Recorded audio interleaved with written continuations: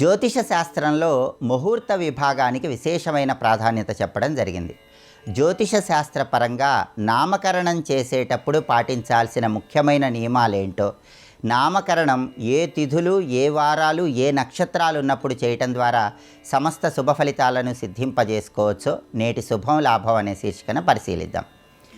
ఎప్పుడైనా సరే జన్మించిన శిశువుకు నామకరణం చేయాలంటే శిశువు జన్మించిన తర్వాత 11వ రోజు కానీ, 12వ రోజు కానీ, 16వ రోజు కానీ, 20వ రోజు కానీ, 22వ రోజు కానీ నామకరణం చేయాలి.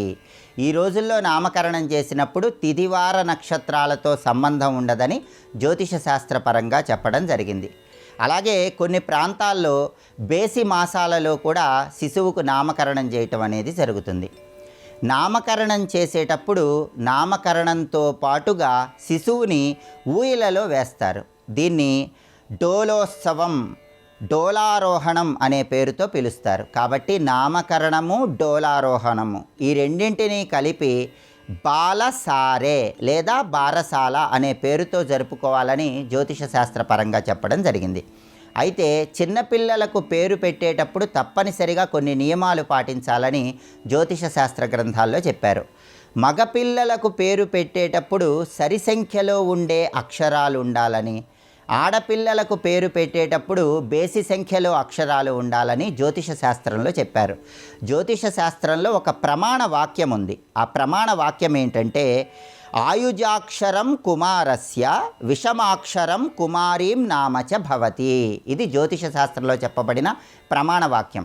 ఈ వాక్యంలో ఉన్న అర్థం ఏంటంటే, ఎప్పుడైనా మగపిల్లలకు పేరు పెట్టేటప్పుడు సరి సంఖ్యలో అక్షరాలు ఉండాలని, ఆడపిల్లలకు పేరు పెట్టేటప్పుడు బేసి సంఖ్యలో అక్షరాలు ఉండాలని ఈ ప్రమాణ వాక్యం మనకు తెలియజేస్తుంది. అదేవిధంగా జ్యోతిష శాస్త్ర గ్రంథాలన్నీ ఏం చెప్తున్నాయంటే, ఆడపిల్లలకు పేరు పెట్టేటప్పుడు నదుల పేర్లు కానీ, చెట్ల పేర్లు కానీ, లతల పేర్లు కానీ, అడవుల పేర్లు కానీ పెట్టరాదని కూడా జ్యోతిష శాస్త్ర గ్రంథాల్లో చెప్పారు. అలాగే పేరు పెట్టినప్పుడు ఆడపిల్లకి చివరి అక్షరం లా రాకుండా చూసుకోవాలని కూడా ప్రామాణిక జ్యోతిష శాస్త్ర గ్రంథాల్లో చెప్పారు. అదేవిధంగా మగపిల్లలకు పేరు పెట్టేటప్పుడు దేవతల పేర్లు, మహర్షుల పేర్లు, వంశంలో బాగా కీర్తి ప్రతిష్టలు వచ్చిన వాళ్ళ పేర్లు పెట్టినట్లయితే వాళ్ళు జీవితంలో చాలా త్వరగా పైకి ఎదుగుతారని, వృత్తిపరంగా అత్యున్నత స్థాయికి చేరతారని కూడా ప్రామాణిక జ్యోతిష గ్రంథాలన్నీ తెలియజేస్తున్నాయి. అయితే ఆడపిల్లలకు కానీ మగపిల్లలకు కానీ పేరు పెట్టేటప్పుడు ప్రధానంగా కొన్ని ప్రత్యేకమైన వారాల్లో, తిథుల్లో, నక్షత్రాల్లో పేరు పెడితే విశేషమైన శుభ ఫలితాలు చేకూరుతాయి.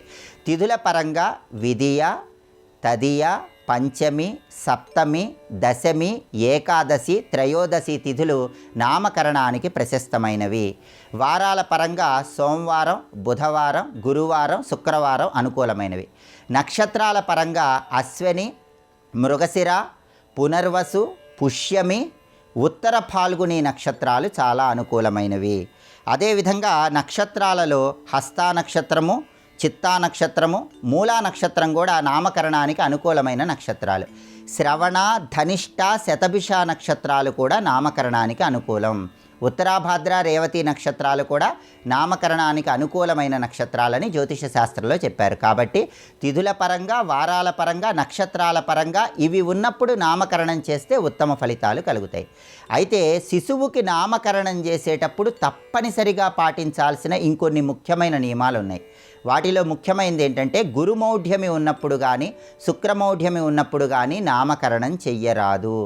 అలాగే ఎప్పుడైతే నామకరణం చేస్తారో నామకరణం చేసే లగ్నానికి అష్టమ శుద్ధి ఉండాలి. అష్టమ శుద్ధి అంటే ఏ లగ్నంలో, ఏ సమయంలో అయితే నామకరణం చేస్తున్నామో ఆ సమయం, ఆ లగ్నానికి 8వ స్థానములో ఏ గ్రహము ఉండరాదు. దాన్ని అష్టమ శుద్ధి అనే పేరుతో పిలుస్తారు. నామకరణం చేసే ముహూర్త లగ్నానికి 12వ స్థానంలో, వ్యయస్థానంలో కూడా గ్రహాలు ఉండకూడదు. ఈ నియమాలు చూసుకుంటూ నామకరణం చేసినట్లయితే విశేషమైనటువంటి శుభ ఫలితాలు కలుగుతాయి. నామకరణం ఎప్పుడైనా సరే పగలు మాత్రమే నిర్వహించాలి. రాత్రి సమయంలో నామకరణం చేయరాదు. జ్యోతిష శాస్త్రంలో చెప్పబడిన ముహూర్త విభాగంలో ఉన్నటువంటి ఈ నియమాలను అనుసరిస్తూ నామకరణం చేసినట్లయితే శిశువు జీవితంలో ఆ నామ ప్రభావం వల్ల విశేషమైన ప్రయోజనాలు అందిపుచ్చుకోవచ్చు. అలాగే పిల్లలకు పేరు పెట్టేటప్పుడు ప్రధానంగా ఎవరికైనా సరే 4 భాగాలుగా పేరు పెట్టాలని జ్యోతిష శాస్త్ర గ్రంథాల్లో చెప్పారు. మొదటి భాగంలో ఇంటి దేవీ దేవతలకు సంబంధించిన నామం ఉండాలి. రెండో భాగంలో ఆ మాసం అంటే శిశువు ఏ మాసంలో అయితే జన్మించారో ఆ మాసాధిపతికి సంబంధించిన నామము. మూడవ భాగంలో శిశువు ఏ నక్షత్రంలో జన్మించారో ఆ నక్షత్రానికి సంబంధించిన నామము. నాలుగో భాగంలో వ్యావహారిక నామము. ఇలా 4 భాగాలు కలిపి పేరు పెట్టడం ద్వారా విశేషమైన ప్రయోజనాలు చేకూరుతాయని కూడా జ్యోతిష శాస్త్ర గ్రంథాల్లో చెప్పారు. కాబట్టి నామకరణం సందర్భంగా ఈ ముఖ్యమైన నియమాలు పాటిస్తూ మీ పిల్లలకు పేరు పెట్టుకోండి. సమస్త శుభ ఫలితాలను సిద్ధింపజేసుకోండి.